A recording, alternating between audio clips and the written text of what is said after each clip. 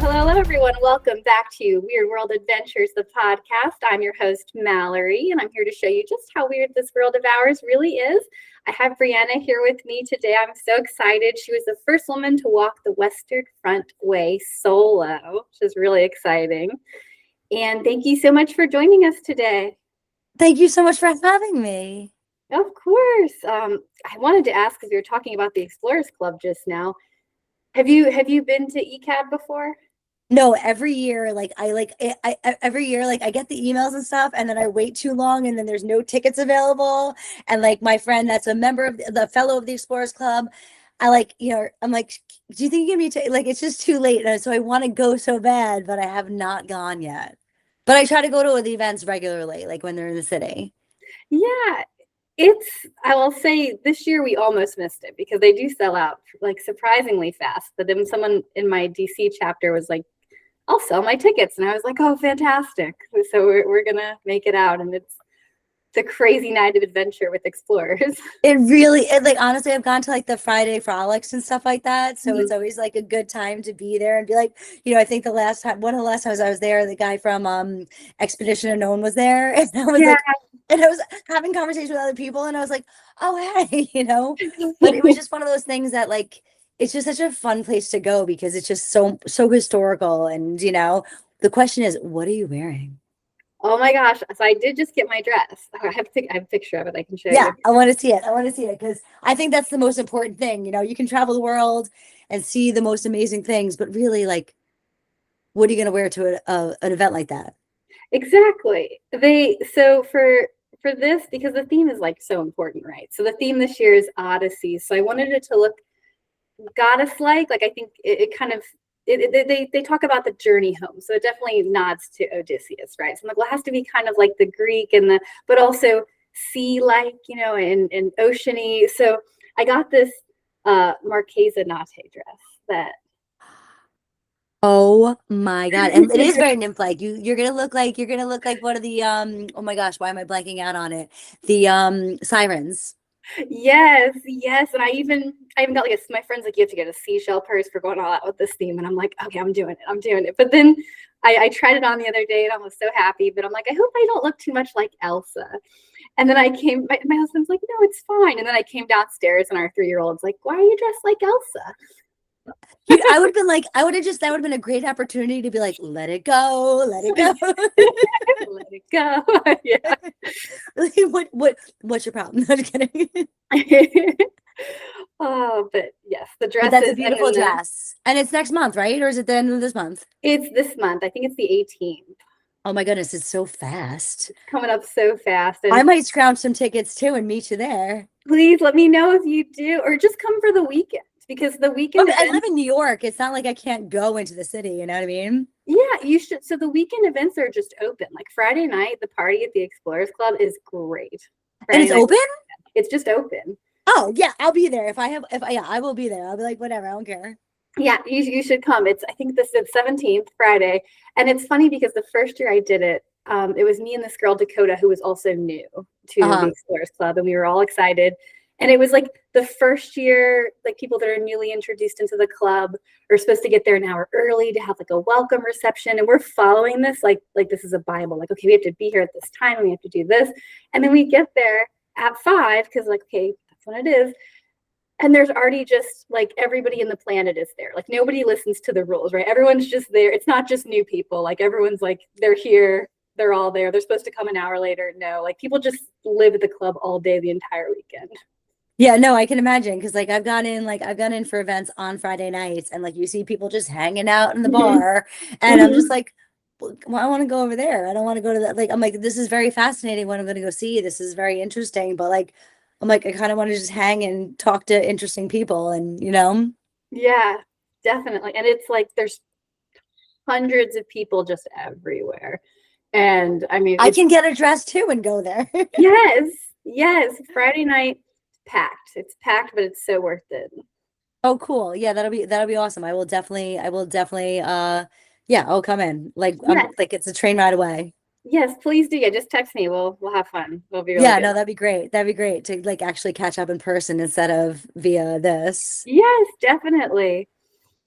So I wanted to talk to you about your book too. And I want to start with, I guess, if you could talk a little bit about what the Western Front Way is for people that don't know and kind of what drew you to it. All right. So for anyone that doesn't know, the Western Front Way is a 1,000-kilometer path from either the North Sea to the Franco-Swiss border or north to the North Sea. And it traverses all of the battlefields that the Western Front, like that took the battles of the Western Front. So you go through the Vosges Mountains, the Verdun, the Forest of Verdun. You go through the Marne, the Somme, the Ypres Salient, and then into Belgium. So it's a 500-mile path. And what it was originally was this idea that was written by, it was taken from a letter. And he wasn't the only person that wrote this letter. So this Lieutenant Alexander Gillespie wrote a letter. He was a British soldier and said, I hope that one day where we are will become a path of peace. And just a few weeks later, he had wound up being killed in the Battle of Loos. And his dreams were not seen in his lifetime. But there were many other writers that or soldiers that were like, I would love give anything for this not to be a war path, but a path of peace. So someone found this letter, the Heaps, which were descendants of Alexander Gillespie, found this letter and they were like, let's create this, let's make this. So the Western Front Way was something that was undertaken by a bunch of really inspirational people that decided that we're going to do this. And they really tried to get it off the ground and get people to walk this path of peace and to really, in its essence, experience it or, try to stride for it pun intended. It's amazing. So what drew you to it? So I was up in the middle of the night and like it was during COVID. So like obviously you're uneasy and you can't sleep and everything. And you're just like addicted to your phones more than we already are. And I just came across a comment and it was like, oh, the Western Front Way. And I'm like, what? The Western Front Way? I'm like, what is that? And I just knew in that moment. I'm like, it didn't matter where, like what I had to do. I'm like, I had to go. So it was just a call. It was, you're an explorer, you're an adventurer, you're called to do it. And that's what you're going to go do. And you can't say no, because if you say no, then you're going to regret it for the rest of your life. Right. Exactly. And what a great time to do it. Yeah. Yeah. Yeah, because the world was just opening up too. So it was like right after people like things were just starting to like all the restrictions started to like alleviate and everything. And I was like, what, I can go to France and walk in the woods? Like, why not? Probably, yeah, perfect timing, right? Yeah. And being the first woman to complete it solo is a huge milestone. Was it something that you kind of set out to do, or did it kind of become meaningful for you? Did you know when you started? I mean, I'm a historian, so like I study history, I studied art history.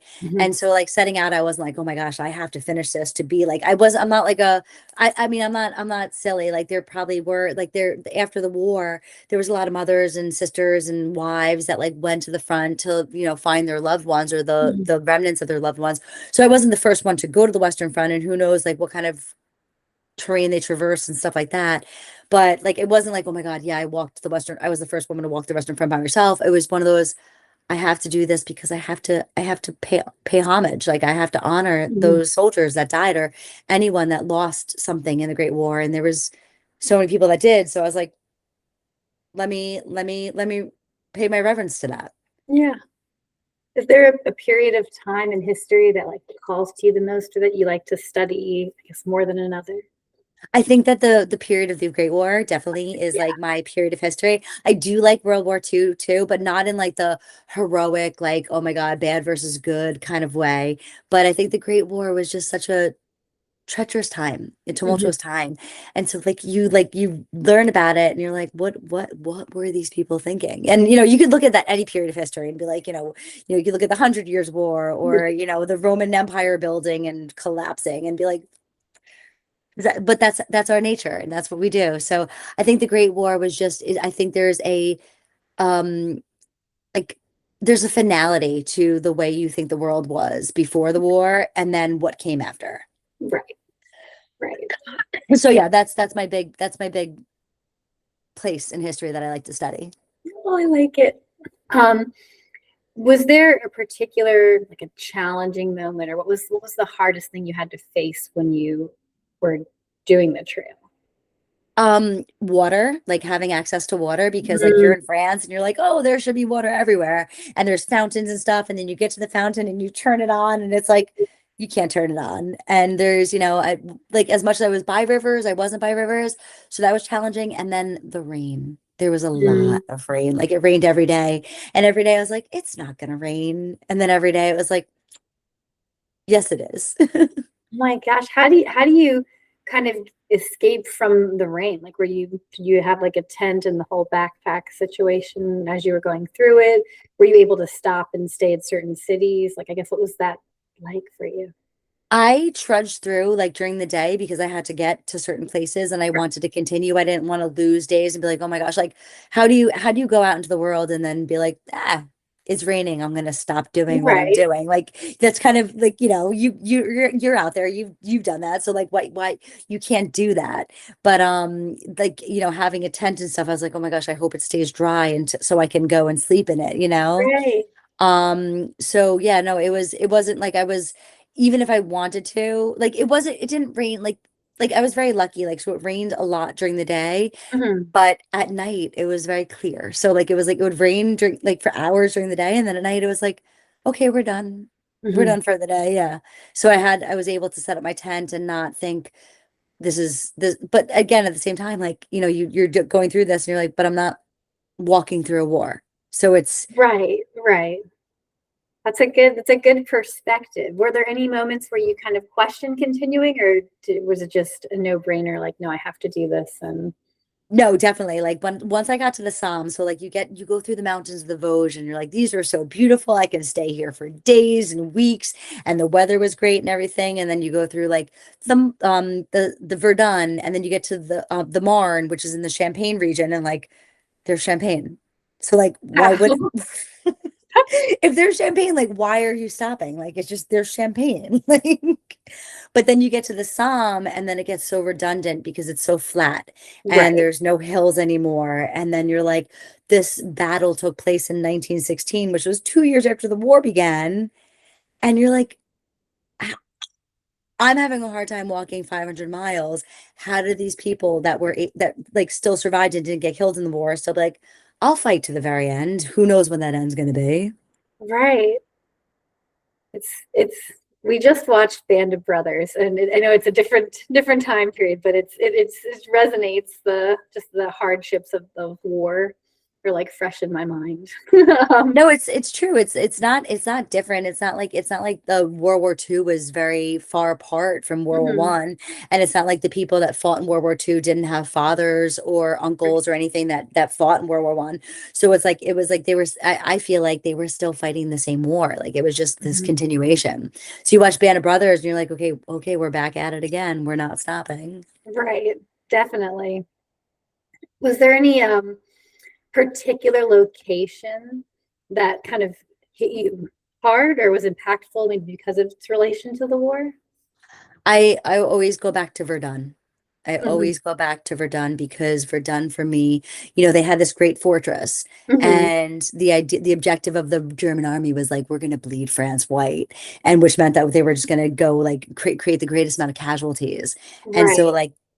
like you go there and you keep that in your mind, and then you're in the woods, like there's just it's a forest, and the forest like after so Verdun was a zone rouge. So Hmm. like during the war there was so much artillery fire and so much like so much bombardment that like the whole forest was destroyed. There was nothing left. They had to they declared it uninhabitable. Wow. So like walking through it and then seeing all these trees that have grown up and everything else, you're just like you can't imagine. It's like unfathomable. So it was one of those places that you're just like, Mallory, it was nothing like, and like, have you been to Gettysburg? I mean, you live in Richmond, so Yes, like I've you been have to like, Gettysburg. yeah, so you've been to Yeah. Gettysburg, and maybe you've been to Antietam, maybe like I went to school in Fredericksburg and Mary Washington, so Okay, like, yeah.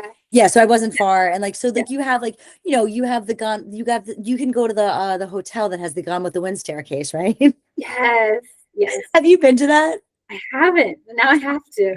I feel like the next time I drive through like that area, I want to stay there because people always talk about it. But like you go to Verdun and you're like, wow, so much loss took place. And the only thing we have to compare it to is the Civil War. And it's not comparable because it was just like, so you get to Verdun and you're like, your heart breaks. Your Mhm. heart just breaks into a million pieces and it doesn't heal itself, you know? Mhm. Yes. It's crazy. Was it, how did the solitude impact your experience? Was it like empowering to be by yourself, or did it make it more difficult? Oh no, I'm a loner. I'm like, my best friend Tommy, he's always like, you're like a lone wolf. And I'm like, cool. I'm like, I don't know if that's a compliment or like I'm like, do you mean that as like, do you mean that as like an insult? Are you complimenting me? But like I love solitude. Like I love being in the woods. Like, you travel, you explore, like Yes. you've gone to like the far reaches of the world. Mhm. Like sometimes it's nice to be alone and just be in those places, you know?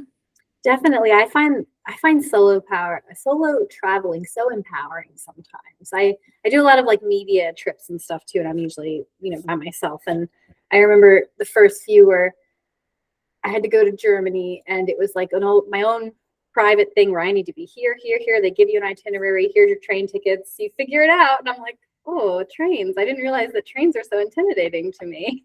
Like Were they really? they were. I don't know why. I think it's because we're so unfamiliar with trains like in the States. I feel like most people don't usually ride the train. I guess it's different if you're in New York or in cities, but like I never grew up with trains. I never grew up on it. Like I don't think I ever rode a train. So I'm like, oh, this is intimidating. No, it is intimidating, especially like you're like if you live in Richmond, you're like, okay, like if I time it right, I can drive to DC. You know what Right. I mean? And so it's like going on a train and like and knowing that that's public transport. So yeah, so travel for me is like what I strive for. Like, don't get me wrong, like if I found the right person and they were like, let's go do this, but like I like that solitude. I like being adhering to my own personal schedule and my own personal rhythm. Like, like I Mhm. am an early to bed, early to rise kind of person. So like unless someone is like that and ready to go, like right off the gate, like they want to eat a good breakfast and they want to get out the door, it would be a difficult like thing to do with somebody else, you know?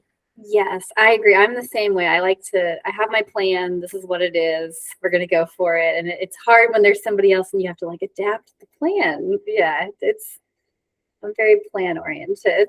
Yeah, and like don't get me wrong, like there can be, I can veer off the plan, I can veer off the path, but I also like to have it in my head like, okay, this is what I want to accomplish today. So if I want to walk like 15 to 18 miles, like I need that solitude because that's where I'm going. That's Right. what's happening. And I need to process things. Like I Yes. said, it was the tail end of COVID. I needed to process it. I needed to really think about everything and be alone in the world and Mhm. watch the sun through the trees and be all hippy dippy with it. Yeah. And how did that journey and kind of being by yourself change your perspective on the world? I feel like the world was changing so much at that time because it was right after COVID. I mean, I've always been one to be out there in the world alone, Mhm. like and be in the woods and Yeah. walking and stuff like that. So it's like, I'll go upstate New York or I'll go on Long Island, like where I live, or anywhere, like anywhere there's woods, I'm like, that's where you can find me, Yeah. but I think that like like going through these battlefields and being alone with it, I think it made it more expansive. Mhm. It wasn't like didn't feel claustrophobic. It didn't feel like, oh my God, the world, because COVID felt like the world was closing in on us, you Right. know? So like to be out there and to be able to experience that was like it was pretty exhilarating. Mhm. Um, are there any other big trails like this you wanted to? Have you done the Appalachian Trail or? No, no, I should have done it when I first graduated college, like because Mhm. now I just feel like it might be a little too much with like too many people going on it and then too Right. many like influencers and not people that want to show like brag that they're doing it, but not actually be doing it for the reasons that like you and I might go out into the nature. Right. Right. Um, Battlefield wise too, are there any battlefields you like to visit or ones that have inspired you here on this side of the world? I mean, it's interesting. Like, yeah, definitely. Like, I would say I would definitely go back to Gettysburg, and like Mhm. I would say like going like living in Fredericksburg. We had the Battle of Fredericksburg there. So, well, during the Civil War, but also like I live on the North Shore of Long Island, which is, Mhm. Long Island's about, I live an hour outside of the city. And like every day I pass like at least one or two signs that say Washington Spy Trail. Right. Yes. So it's like you're like, oh, the Revolutionary War. So Yeah. it's like you go places and like I go out to the water, like I go out to the water on like on the North Shore of Long Island, and I'm like, wow, like there was a time where like there were British warships, there were British, vessels that were all in this harbor, or you would see them sail through. And so I guess like, I go to those places. Like I Mhm. haven't been to like the Alamo, but Mhm. I've been to a lot of Civil War battlefields, and I don't like maybe some like places in Massachusetts for the Revolutionary War. And then my brother lives in Michigan, so like, that kind of stuff. And also like I love I mean, have you seen The Last of the Mohicans? Yes. Okay. So like you go upstate and you're like, this is great. This is like the whole movie, you know? Yes. Have you been to, we just discovered Cornwallis's cave in Yorktown, and it's so wild. Oh my God, there was a cave, he has a cave there. So they think it's just mostly like folklore and legend and not actually was really used for that, but it's like a cave, it's a beach cave right at the side of the water there, where they claim he kind of hid out from this, like from the soldiers when the war was ending. And they were getting approached on in Yorktown. He went into the cave, and that was like his final military base. Is like the rumor, and it's called Cornwallis's Cave. Like historically, that's the landmark. But then now the National Park Service is like, well, we think it was just used to store like potatoes, and but it was like a rumor. But it was used during the Civil War for like ammunition storage. Okay. I mean, that's pretty cool. Is it like really big? It's really small, but it's like this huge cliff, and then like it's weird. It has like this. It looks like a house carved into the cliff, and then there's like a little entrance, and it's a pretty small cave inside, but it's very neat looking. Oh, that's really cool. Next time I venture towards Yorktown, I'll have to check it out. Yeah, it's wild. I never knew about that. That and then the Stonewall Jackson's arm grave really just fascinated me. Oh yeah, like I went so going to school in Fredericksburg, and then also like I lived in Georgia for a few years. So Mhm. like one of the last times I passed through Fredericksburg, I was like, what do you mean there's Stonewall Jackson's arm? So like you travel down like Route 3 and you're like, oh, like they like there's actually his arm there. Yeah, he was shot and they amputated and they didn't want to throw it with the other amputated parts, so they're like, well, we need to give it a Christian burial. They gave his arm a Christian burial. It's crazy, and it's like it's a beautiful property. Like if It you is. like it's just so like you have the gravel parking lot, and then you have like all the like the houses that they've preserved or like or restored or whatever, and then you just like there's like a little like enclave where it's so yeah. So like those kind of battlefields, I think I've always visited them like since for like decades. So I think that like the Western Front was just an extension of it. It was just like, Yeah. well, this is what I do. I'm like, I'm one of those battlefield weirdos that like go and look at the ground and like, are there shells? Like, are there cannonballs? Like, I don't mean short of bringing a metal detector. Right. So what inspired you to write this into like a memoir as well? I think it was the processing. I think it was like the idea of processing COVID and of reflecting on, during COVID, everybody was like, oh, the Spanish flu, like COVID's going to be the Spanish flu. And I'm like, come on, guys, like you wish that upon the world? Like that's what you're thinking about? Like that's pretty tragic because Right. that was a really devastating time, and like the Spanish that extended from 4 years of war and people starving and being malnourished and Mhm. all this other stuff. And you can look at the parallel and be like, well, our food supply is not very nourishing anyway. But at the same time, I was like, I wanted to write something because I wanted to tell the story of what the Great War meant today Mhm. and what it meant to me. And I always go back to the fact that it was a healing journey more like for me and the world in a lot of ways, because it was like, well, what's the difference? Like if I fight with myself about X, Y, and Z, why should I expect people not to do that in the world at large? Right. you That know if I if I'm like, oh, like, I can, go to bed at 10 o'clock at night, or like even in the smallest battles, I can go to bed at 10 o'clock at night, or I can stay up and watch a Hallmark movie. Like that's a small battle, but like it's still, we still fight with ourselves about things. And so why should we expect there to be peace in the world when that exists in ourselves? right. So the memoir was really just a reconciliation between that, That's but amazing. also what's that? I said that's amazing. But also like a story of the Great War, Mhm, like a story of like, oh my gosh, all these men went there and they died, and it was mhm, sad and it's heartbreaking. mhm. So, so I wanted to honor their sacrifice, honor the loss, and also mourn my own, you know? Mhm. It's amazing. And where can people find your book?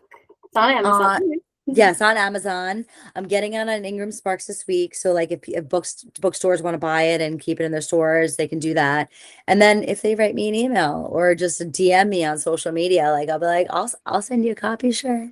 Amazing. Yeah, I just want people to read it. I just want people to like, I don't know, there's so many books out there, but I just feel like this one is deeply personal for me, but deeply personal for the world too, you know? Mhm.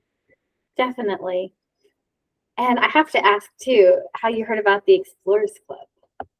Oh, I've been like going to the Explorers Club for like years, like I had, it was so interesting. I think as an American, you probably feel the same way. Mhm. Like, you're curious, you're adventurous, and then you're like you feel like you're all alone in the world because everybody else is going down like the corporate path or like the path of what everybody else is doing, and Mhm. you're like, what do you mean people can create lives of traveling the world and then talking about it? Like, that's really cool. So I went on a journey, I went on a pilgrimage like in 2017, Mhm. and then like I connected to a lot of explorers at that time too, like because social media was just starting to blow up and Right. everything. So like I was like following all these people and they had mentioned the Explorers Club and I was like, that is so cool. So like I've been trying, like I really should really be a member of the Explorers Club. I Yes. just haven't. Yeah, my friend Eureka Vaughn, do you know him? No. Okay, well there's so many. How many members are there of you I know. guys? There's thousands. Yeah. A So lot. like I mean like I follow Trevor Wallace and stuff like that. So I like I know should really be, Trevor. Yeah. yeah. So like I should follow up to him, and then my friend Alicia, she's a member of the Explorers Club, and then like some other British people are like affiliated with that and stuff too. But it's like I've never really done it because I was in Georgia for so long, and like the Georgia Right. chapter's in Atlanta. So it's like it's not easy like if Mhm. I wanted to go, it's 5 hours away, you know what I mean? Yeah, you should apply. I mean, you would definitely qualify. You just let me know. We can, because I'm sure we can sponsor you. Tons of people that'll sponsor you, I'm sure. Yeah, no, I've been trying, like I've been really like thinking. I was like, why? I'm like, why don't I do it? I just keep on putting it off Yeah. for no other reason but absolute laziness, which is like the opposite, the antithesis of being an explorer. And I mean, like you said, you just meet the most fascinating people. Everyone's the most interesting person in the world. And you're like, why am I here right now? I have such a like, imposter syndrome that all these people are so accomplished. And No, it's so true. Like I mean, but I feel like everybody suffers from imposter syndrome. yes. Like you have 3 seasons of a television show. You have 4 books under your belt. You have done so many things. Like at the end of the day, if you're suffering from imposter syndrome, like how is everybody else feeling? my the everyone's so kind and wonderful there, and my like mentor into the club had found a lost city in South America, and I was just like, is this person real? how You're does like, that's amazing. how does this happen in modern times? But yes, you should definitely come Friday night for ECAT. Yeah, no, I will definitely be there. I'm excited. Like I will definitely, I have so many dresses that I'm looking forward to wear that I will be there. And I mean, Friday, I always try to call it early Friday because which early is questionable, but Friday, but Saturday for the big event. Last time we were up until 5 in the morning, That's and amazing. which Like I know, you're around so many interesting, like energetic, passionate people that have so many stories to tell. Like whether you're, celebrating or partying or whatever, like you're still around. It's so nice to be around people that are like-minded and that get out in in the world and want to see it differently than just touristy, you right, know? definitely. What was your first big journey that you went out and did? After college, I backpacked through Europe, That's which amazing. everybody does, like I just like took 3 months and was like, I'm backpacking through Europe. And then just a few months later, I went to China and taught English for 6 months. Oh, Yeah. And then I went to Australia to coach lacrosse. So it was like I was away for like almost a year. That's amazing. And then I was like, well, like, oh, I'm gonna join the Peace Corps. And then they sent me to Jamaica, and I'm like, I'm not gonna join the Peace Corps anymore. So yeah, so like I think my biggest journey, like Europe was like a definitely like it was like a what is that called? Like a um something wetter, what like Rite of a passage or yeah, yeah. yeah. And then once I got to China, I was like, oh my, I'm like, I went to Shaolin, like, and I was hanging out with the monks of Shaolin, and I was like, this is amazing. So cool. There's just there's those experiences sometimes where you're like almost out of body. Like, is this real life? Am I here right now? I did an archaeological dig in Cambodia and Battambang, and they had like the temples nearby and like the monks, the Buddhist monks, and you're just like, is this real life? Am I here right now? This is so great. We'd walk behind the temple to the dig site, just like, what is this life? It's so cool too because you're like, wow, like how long ago is this? And like where does this history parallel? Like, it's so interesting, especially in America. I don't know what happens in Europe and stuff, but like we don't learn as much about Asian history. Like you learn maybe about certain dynasties or like, whether they're Japanese or Chinese, but like Cambodia, like you go to Angkor Wat and you're like, this is so beautiful. This is so amazing. Mhm. And then you go to those archaeological digs, you're like, how far back does this stuff go? Like how long do these? Yeah, it's true. Have you been to Angkor Wat? Yes, Okay, yeah, it's yes. wonderful. Did you visit Apopo?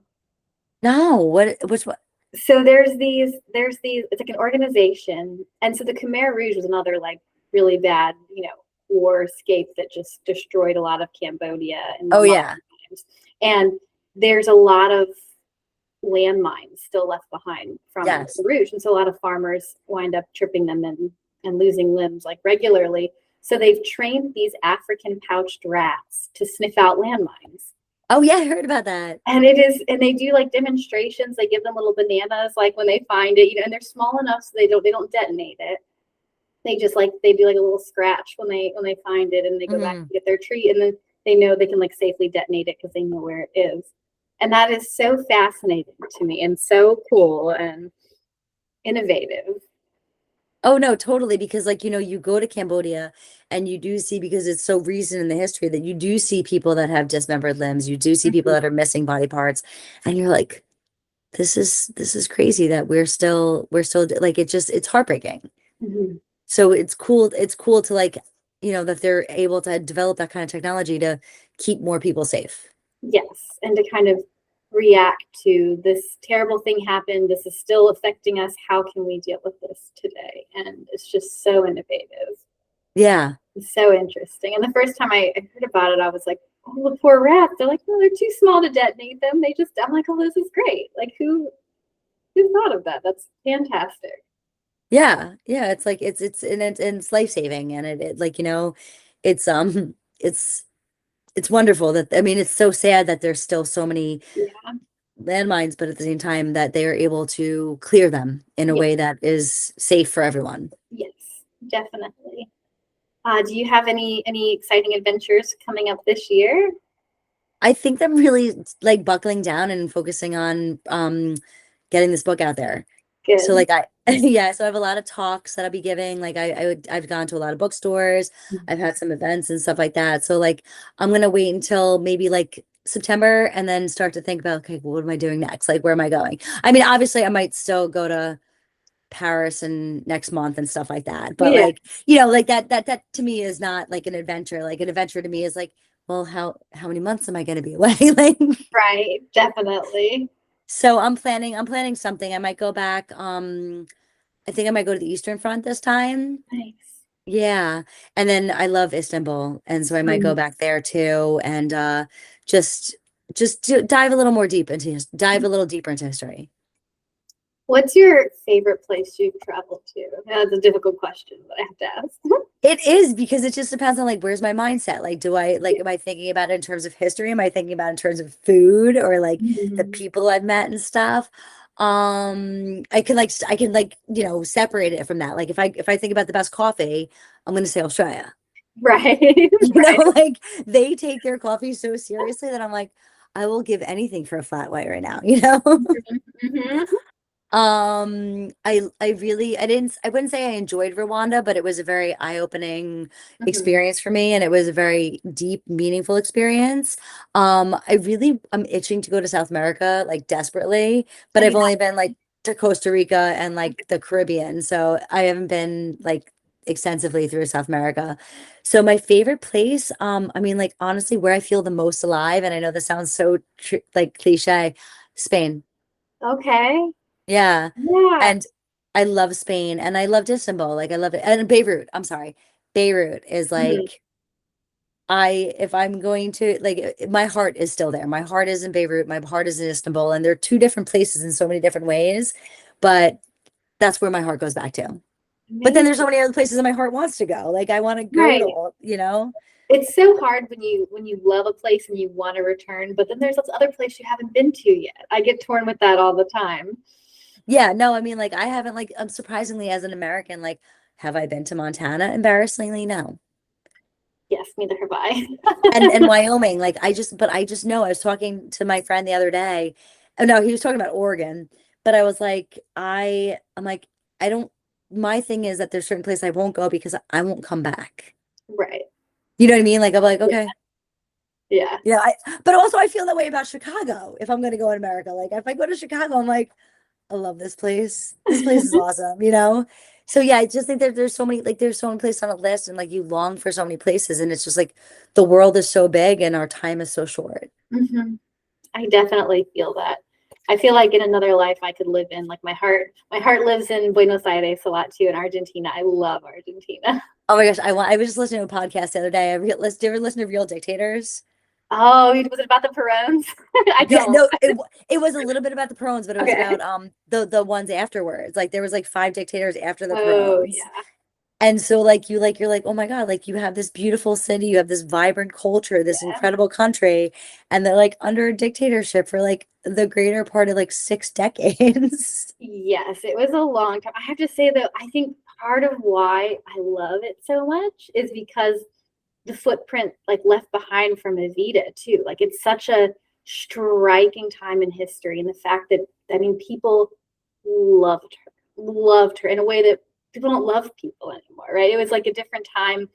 They like she admonished the class system, and it was just represented this thing to people that I feel like in modern times we just can't recreate, and it's still there today to Yeah. see that imprint in history. I don't know, it's so fascinating to me to go down there and it's like still living there. I mean, it's still there. The imprint is there. They had memorial services for Evita when I went to Which is see. crazy because then if you listen to the other side, like you listen to the Desperacito, right? The disappeared. Yes. Yeah, like you listen to them and they're like they were never in support of the pro like you know what I mean? Like they Yeah. were like not that that happened during their reign Oh or yeah. their power, but like it was just like that created that. So it was like it's so that's what I love about history too, is like you go to a place like Buenos Aires and I'm sure it's very similar to being in Spain because you're just like you like feel like you're breathing in all of this like passion and Yes. like love and like this like life, this light. And so I can imagine like Argentina being so very similar. Very much. It's the birthplace of tango, right? So there's so much life. You're just like, oh, life. Yeah. Yeah, like you walk down the street and you're like, yeah, I'll tango with anybody. Like I'll tango with this dog in my way. I will say we did a tango workshop when I was there. So we were there studying or like doing research with penguins in Patagonia. Oh, With that's so cool. love penguins. Penguins are my favorite. And we came back and me and a couple of the girls that were like volunteering there. And we were like, we're gonna spend like a week afterwards in Buenos Aires because we have to do that. So we we a couple of them stayed different. We stayed different places, but we all met up to do like a tango thing, and we wound up just. It was like a tango workshop, but we're in this random restaurant that's supposed to be like this. They do the best tango classes, and then everyone comes in and dances, and there's just all these like it's like old people, and we all wind up dancing with all these old Argentine men. And then That I got doesn't sound terrible. I mean, like that doesn't sound it terrible. wasn't. It was a lot of fun, but then I got like the worst illness imaginable after that. No. Oh Yes. my gosh. And I was very ill. And I actually they still have a part of the Perone's house like on like it's like a it's the one Perone Foundation is still there, and they have like it's like in a part of the Perone's old house that like the only part that's still kind of there behind like the library. And they play this like informative video, and I was like, well, I have to go check that out. That just sounds like fun, right? So I'm like in the Perone Foundation, like, let me watch this video about the Were you like singing "Don't Cry for Me, Argentina"? Definitely. And I'm sitting like in the theater, and they're like, and then Evita got sick, and I'm like, oh my God, I'm going to die right now. I don't know. Just in that moment, I remember it hit me where I'm like, I'm ill, and I need to get out of this theater right now. It's that tango. That tango is what does it. It killed me. And then I brought it home. And my husband, it's funny, I was sick, but I didn't know I was that sick. Maybe I was just enjoying my time there. And my husband had 103-degree fever from this after I brought it to him. And I'm like, oh no. Sorry. See, I would have been an asshole and been like, it takes two to tango. I'm sorry this happened. And we've since called it, because it was shortly after COVID. We called it Perone COVID. Oh my God, that's hysterical. That is hysterical. Like that's at least you got healthier and got better, and it was all good. Yeah. Oh, you're making me want to go to Buenos Aires now. It's really wonderful. I love it. I love it. It's a wonderful place, and the penguins there too. Patagonia was just a whole nother level of fun. Like again, like I feel like Argentina would be very similar to Wyoming or Montana for me. That I'd be like, I'm not coming home. Like I'm gonna learn how to tango. I'm gonna drink like Malbecs and call it a day and ride horses. Yes, all of that. Which is funny because France doesn't have any of that stuff, and yet I'm still drawn to France too. Definitely. So many good places. Well, thank you so much for talking with me today. Thank you so much for having me. I enjoyed this. Oh, of course, it was so much fun. Is there anything else you'd like to tell everyone? Where can they find you to follow you? You can find me on Instagram. I'm under Briana Gervat. And predominantly that's my social media. I'm not on TikTok, and I barely am on Facebook. I do have a website, and then if you want to read my book, it's on Amazon. And like I said, you can email me if you want to, or find me at Friday night at ECAD. Yeah, that's gonna be so much fun. Oh my gosh, I'll have to talk to you afterwards, and like I'll get there, and yes. there'll be dresses to be worn, and they usually generally don't have the best wine to drink, but whatever. Oh, good. They have, well, you follow the Swedes. That's what we've learned. There's always the Swedish party at ECAD in one of the hidden rooms, and they have all the good stuff. Is that what it is? Oh, you know what? That's my next trip. Yes. Finding the Swedes at the Explorers Club on 70th Street in Manhattan. Friday the 17th. Yeah, be like, I'll be there. Be like, that's it. Just, beware the Ides of May. Well, thank you so much for joining me. And until next time, everybody, stay weird.